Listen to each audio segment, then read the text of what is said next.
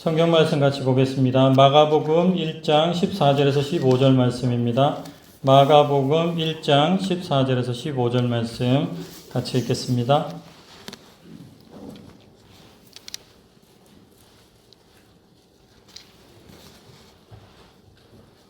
같이 읽겠습니다. 요한이 잡힌 후 예수께서 갈릴리에 오셔서 하나님의 복음을 전파하여 이르시되 때가 찼고 하나님의 나라가 가까이 왔으니 회개하고 복음을 믿으라 하시더라. 아멘. 오늘 말씀은 우리에게 회개하고 복음을 믿으라 말씀해 주십니다. 15절 말씀을 보면 때가 찼고 하나님의 나라가 가까이 왔으니 회개하고 복음을 믿으라 하시더라. 아멘. 오늘 말씀을 통해서 우리 모두가 회개하고 복음을 믿게 되는 그런 역사가 있기를 주님의 이름으로 축원합니다. 이 시대는 어떤 시대입니까? 이 시대는 코로나 시대, 다들 코로나 시대라고 그러죠.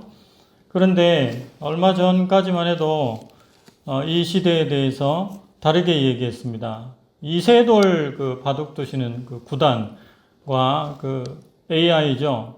뭐죠? 이름이 알파고하고 같이 바둑을 뒀는데 그때부터 이 시대는 어떤 시대다 하고 얘기를 하느냐 하면 4차 혁명 시대다 이렇게 얘기를 합니다.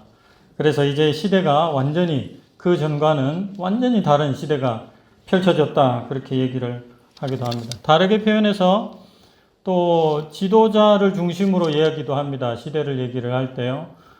전 세계에서 가장 강대국이 미국이지 않습니까? 미국의 대통령을 생각하면서 그 대통령의 이름을 따서 바이든 시대가 펼쳐졌다 이렇게 얘기를 하기도 하고요. 그 전에는 뭐라고 했죠? 오바마 시대다, 뭐 클린턴 시대다, 뭐 이런 식으로.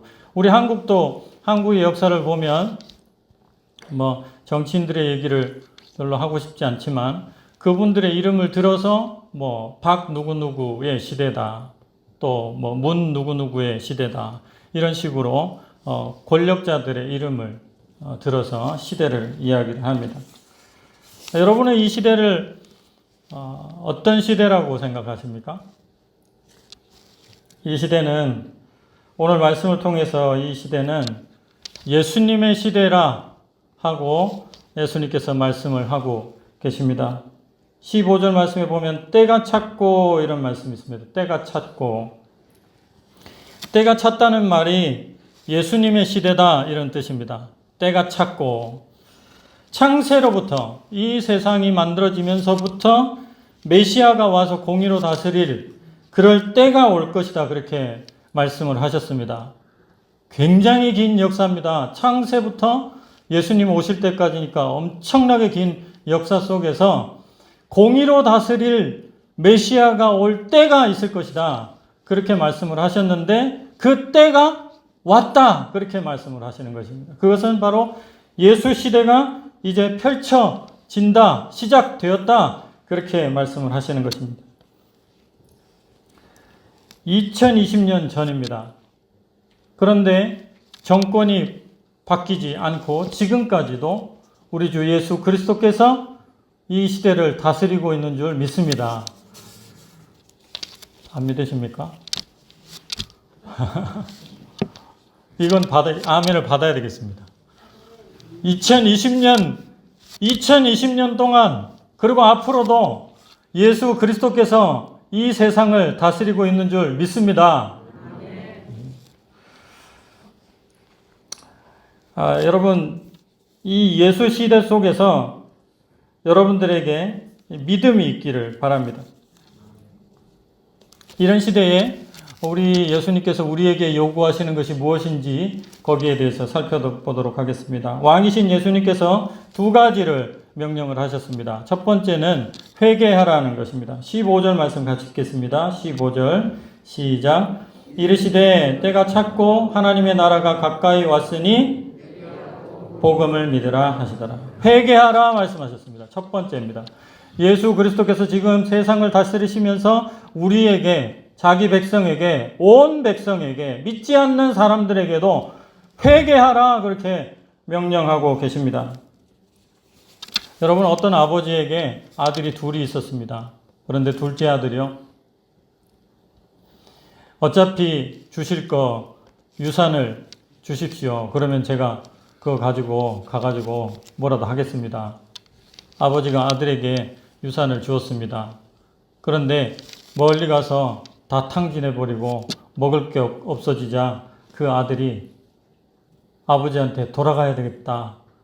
거기는 먹을 것이 있다. 그러면서 일어나서 돌이켜서 아버지에게로 왔다는 이야기가 있습니다. 아시죠? 누가복음 15장 17절에서 18절입니다. 같이 한번 읽어보겠습니다. 누가복음 15장 17절에서 18절. 없습니까? 제가 읽어드리겠습니다. 이에 스스로 돌이켜 이르되 내 아버지에게는 양식이 풍족한 품꾼이 얼마나 많은가. 나는 여기서 줄여 죽는구나. 내가 일어나 아버지께 가서 이르기를 아버지, 내가 하늘과 아버지께 죄를 지었습니다. 이렇게 말씀드려야 되겠다. 그렇게 얘기를 했다고 합니다. 여기서 회개가 뭡니까? 돌이켜. 지금 있는 자리에서 돌이켜 아버지에게로 가는 것. 그것이 회개입니다. 탕자의 죄는 유산을 가져갔다는데도 죄가 있지만 아버지를 떠났다는데 죄가 있습니다. 이것이 더 큰 죄입니다. 여러분, 회개가 무엇입니까? 방향을 바꿔서 아버지께로 돌아가는 것입니다. 방향을 바꾸는 것입니다. 여기에 있는 모두는 과거에 회개한 적이 있습니다. 그래서 하나님을 마음에 둔 적이 있습니다. 그런데 여쭙고 싶습니다. 지금도 그 마음이 여전하신가요? 아멘. 지금 어떠한지 회개하라는 주님의 말씀 앞에서 다시 한번 우리 자신을 돌아보고 다시 한번 회개하며 아버지께로 돌아가게 되는 그런 역사가 있기를 바랍니다. 언제부턴가 예전에는 없던 선물을 현대인들이 많이 하기 시작했습니다.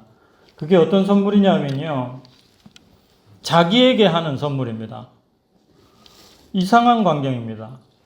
선물이라는 것을 제가 국어사전에서 찾아봤거든요. 그런데 거기에는 이렇게 되어 있습니다. 남에게 어떤 물건 따위를 선사하는 것, 이렇게 되어 있습니다. 여러분, 선물하면 남에게 하는 거지 자기에게 하는 거 아니지 않습니까?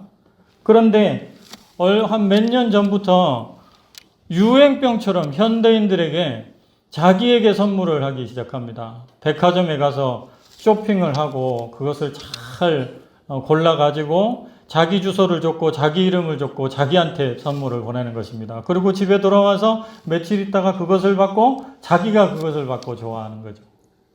자기에게 하는 선물. 인터넷으로 쇼핑을 합니다. 거기서 인터넷으로 쇼핑을 하면서 마음에 드는 것을 아주 마음에 들고 비싸고 좋은 거, 이런 거, 1년에 한 번, 6개월에 한 번, 3개월에 한 번, 이런 식으로 해서 보냅니다. 누구에게요? 자기에게. 참 이상하다 했는데 지금은 그것이 아주 보편적이 되었습니다. 여러분들도 자기에게 선물하십니까? 말씀을 못 하시겠죠. 전보다 지금이 자기를 사랑하는 농도가 짙어졌다는 단면일 것입니다. 전에는 남을 사랑하는 일, 그 일에 그래도 좀 신경을 쓰고 살았습니다. 그러나 이제는 자기를 사랑하는 일에 사람들이 많이 관심을 가지고 있습니다. 이런 현대를 살아가는 우리들도 별반 다르지 않은 우리들에게 우리 주님께서는 사랑의 방향을 돌리라 그렇게 말씀을 하십니다. 여러분, 사랑의 방향을 돌리시기를 주님의 이름으로 축원합니다. 사랑의 방향은 자기 사랑이 아닙니다. 올바른 방향은 자기 사랑이 아닙니다. 예수 그리스도께서 말씀하셨습니다. 자기를 부인하고 자기 십자가를 지고 나를 쫓을 것이니라 말씀하셨습니다. 우리가 사랑해야 될 대상은 하나님이신 줄 믿습니다. 우리가 자기를 사랑하는 그 방향에서 돌려서 하나님을 사랑하는 방향으로 돌아갈 때 그것이 바로 회개한다는 것입니다.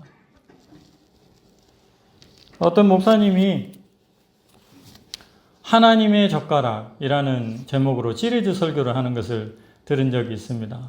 여러분, 제목이 멋있지 않습니까? 하나님의 젓가락. 무슨 이야기를 할 것 같습니까? 이런 이야기입니다.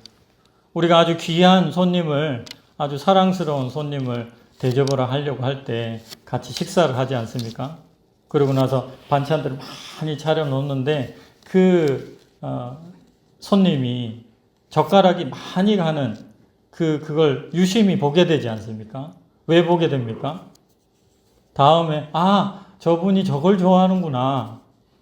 다음에도 저걸 더 많이 해드려야지. 이런 마음으로 그렇게 그분의 젓가락을 계속 유심히 보듯이 하나님의 젓가락이 어디에 더 많이 가는지, 하나님이 무엇을 더 좋아하시는지를 더 많이 살펴보고 우리 교회가 그 젓가락, 하나님이 젓가락이 가는 그곳에 모든 것을 집중하고 그렇게 하면 좋겠다 하는 그런 설교였었습니다. 참 마음에 깊이 와 닿는 그런 설교였습니다. 여러분, 하나님을 위하는 마음, 이런 마음이 우리에게도 있기를 축원합니다. 어떤 집에 딸 다섯이 있었답니다. 저는 넷인데 다섯입니다. 제가 졌습니다. 아버지 생일을 맞이해가지고 이 딸들은 생일 선물을 잘 하잖아요. 편지도 쓰고 생일 선물도 준비하고 해가지고 이 딸들이 첫째도 생일 선물과 편지를 드리고 둘째도 셋째도 넷째도 이렇게 드렸는데 막내는 너무 어려가지고 생일 선물은 없고 편지를 썼답니다. 그런데 그 편지의 내용이 이렇습니다. 제가 읽어드리겠습니다. 아빠 생신 축하드려요. 아빠의 생일을 축하하려고 선물을 사려고 그랬는데 돈이 모자라서 사지 못했어요.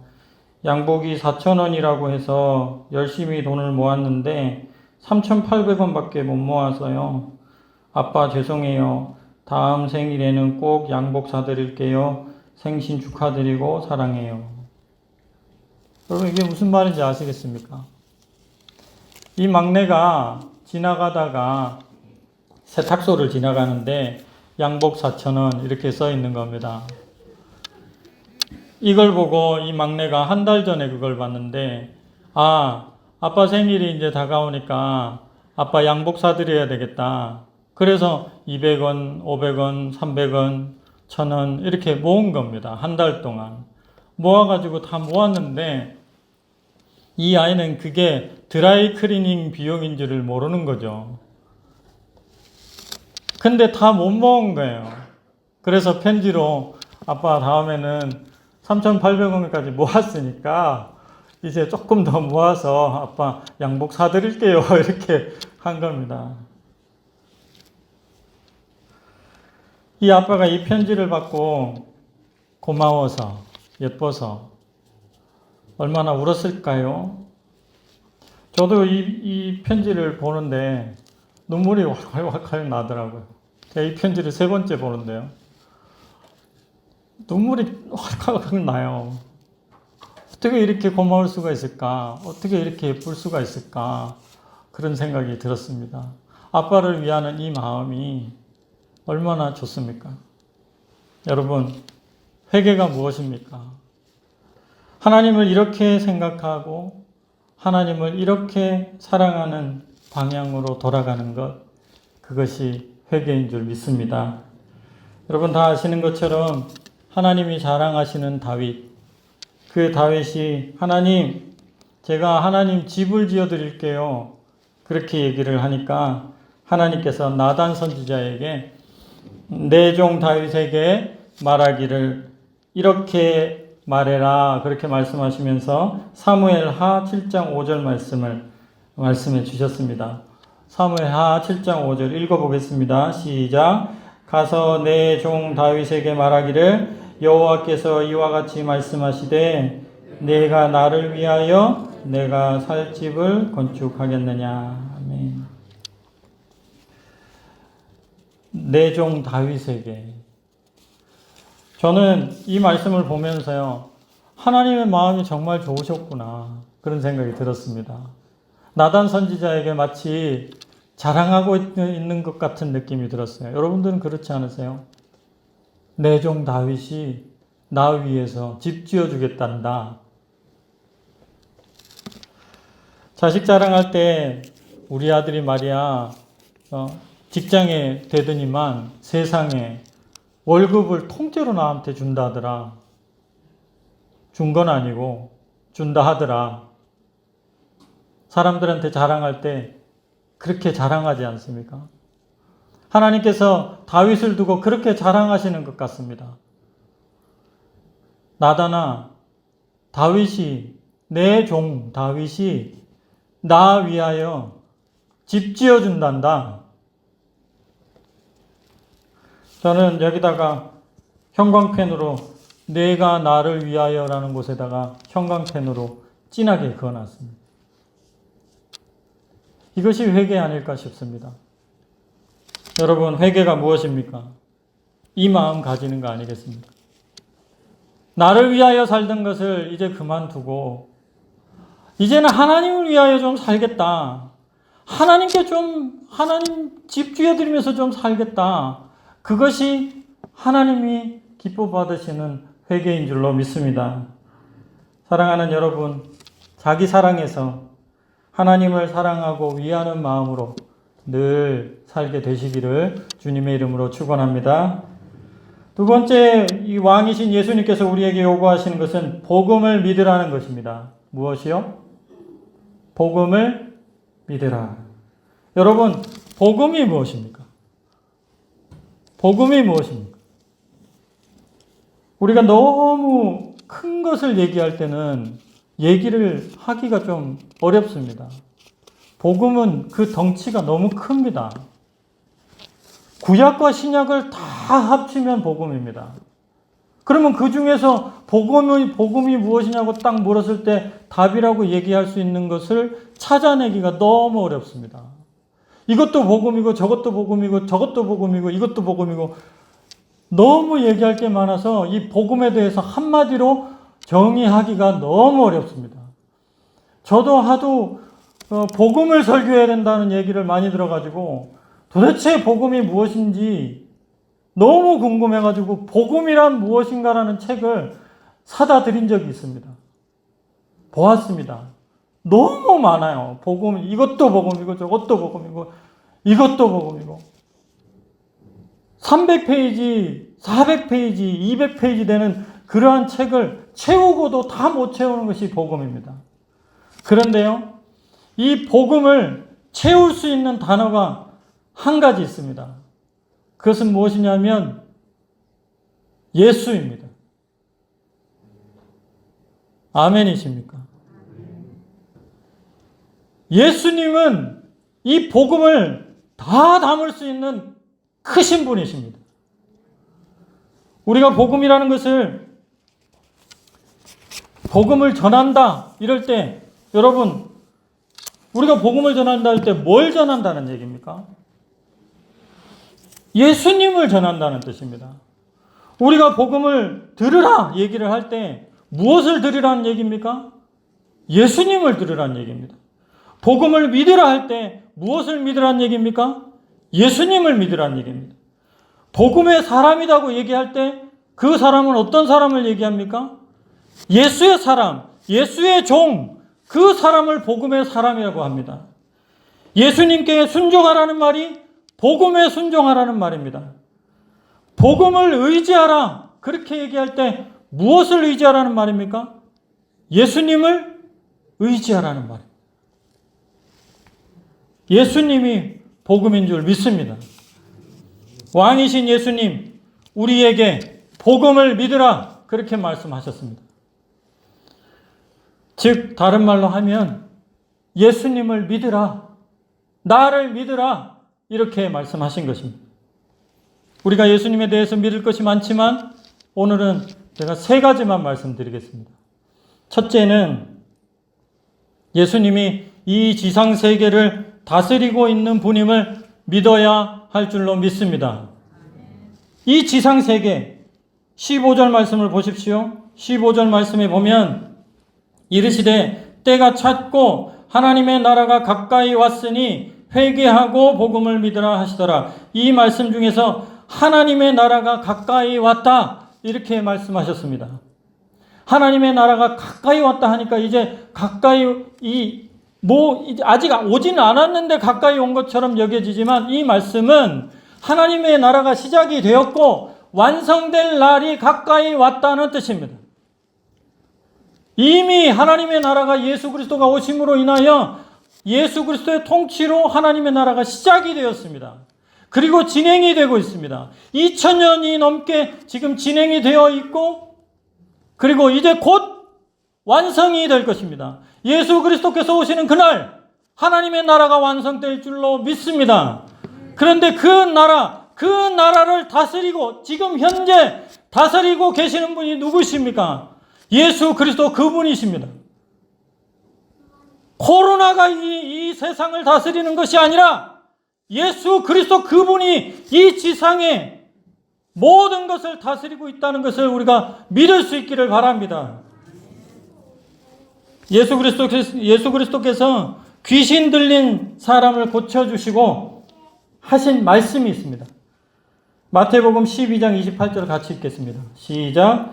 그러나 내가 하나님의 성령을 힘입어 귀신을 쫓아내는 것이면 아멘. 하나님의 나라가 이미 너희에게 임한 것이니라. 아멘. 예수 그리스도께서 이 땅에 오셔서 귀신을 쫓아내시고 병든 자들을 고쳐주시고 이 모든 일들이 다 무엇을 상징하느냐? 예수 그리스도께서 이 땅을 다스리고 계시고 하나님의 나라가 이미 왔다. 그것을 말씀하고 계시는 것입니다. 우리의 눈을 들어 세상을 보지 말고 저 높이 계셔서 다스리고 계시는 예수 그리스도 그분을 바라볼 수 있기를 바랍니다. 두 번째, 우리가 무엇을 믿어야 되느냐? 예수님이 천상세계를 다스리시는 왕이시라는 것을 믿어야 되겠습니다.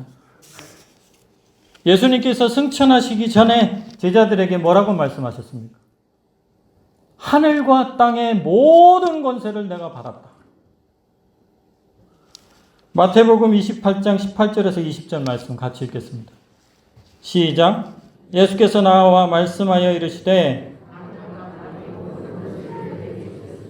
그러므로 너희는 가서 모든 족속을 제자로 삼아 아버지와 아들과 성령의 이름으로 세례를 베풀고 내가 너희에게 분부한 모든 것을 지키게 하라. 볼지어다 내가 세상 끝날까지 너희와 항상 함께 있으리라 하시니라.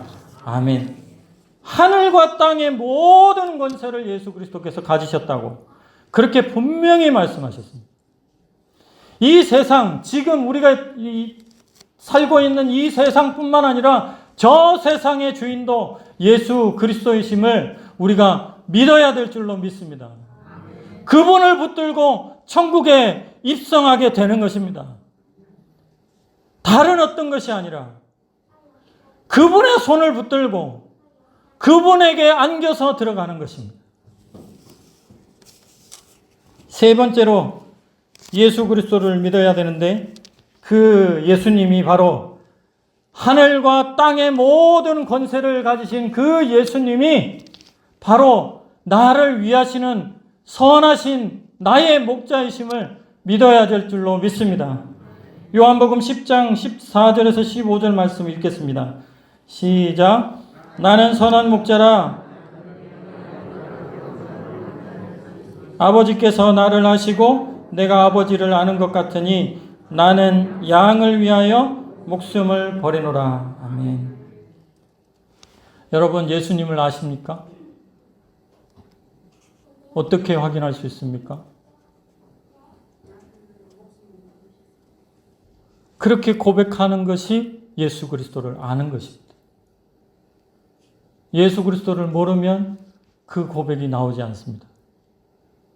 오늘 말씀에 보면 요한복음 10장 14절에 보면 나는 내 양을 알고 양도 나를 안다 그렇게 말씀하셨습니다. 내가 예수 그리스도를 알면 예수 그리스도께서도 나를 아신다는 것입니다. 서로 안다는 것입니다. 다른 말로 말하면 이 안다는 말은 사랑으로 바꿀 수 있습니다. 히브리어 용어 중에 이 안다라는 단어는 하나됨, 성적인 하나됨, 남자와 여자가 하나됨, 사랑함, 이렇게 바꿀 수 있습니다. 여러분 예수님 아십니까? 다르게 여쭈면 여러분 예수님을 사랑하십니까? 그러면 예수 그리스도께서도 나를 아시는 줄 믿습니다. 그리고 나를 위하여, 나를 아시는 그분께서 나를 위하여 모든 것을 해 주실 줄로 믿습니다. 자기를 버려서 십자가를 지신 그분이 우리를 위하여 무엇을 못하시겠습니까? 말씀을 맺겠습니다. 왕이신 예수님이 우리에게 두 가지를 명령하셨습니다. 회개하라 하셨습니다. 회개는 다른 것이 아닙니다. 내가 지은 죄 조목조목 그렇게 따지고 들어서 용서해 주십시오 하고 땡이 아닙니다. 우리 하나님에게 나의 사랑을 온전히 드리는 것입니다. 하나님을 위하여 사는 것입니다. 사도 바울은 고백하기를 이제 나를 위하여 사는 것이 아니라 나를 위하여 자기 몸을 버리신 그분을 위하여 사는 것이다. 그분을 보내신 분을 위하여 나는 산다. 그것이 바로 회개입니다. 두 번째는 예수님을 믿으라 하셨습니다. 지상의 왕이신 예수님, 천상의 왕이신 예수님, 나를 죽기까지 사랑하신 예수님, 그 예수님을 믿으라 하셨습니다. 사랑하는 성도 여러분, 어려울 때 하나님을 위하기보다 우리의 현실이 자기 자신을 위하기가 쉽습니다. 회개해야 될 줄로 믿습니다. 어려울 때 천상이나 지상의 예수님을 바라보기보다는 세상의 어려움을 더 쳐다보는 우리의 모습을 보기가 쉽습니다. 회개해야 될 줄로 믿습니다. 하나님 바라봐야 될 줄로 믿습니다. 어려울 때 나를 보호하시는 예수님 믿기보다는 다른 것 의지하고 다른 것에 기댈 때 많이 있습니다.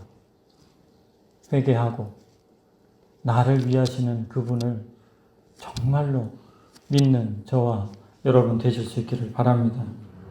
여러분, 회개와 믿음은 과거 그때만 필요한 것이 아닙니다.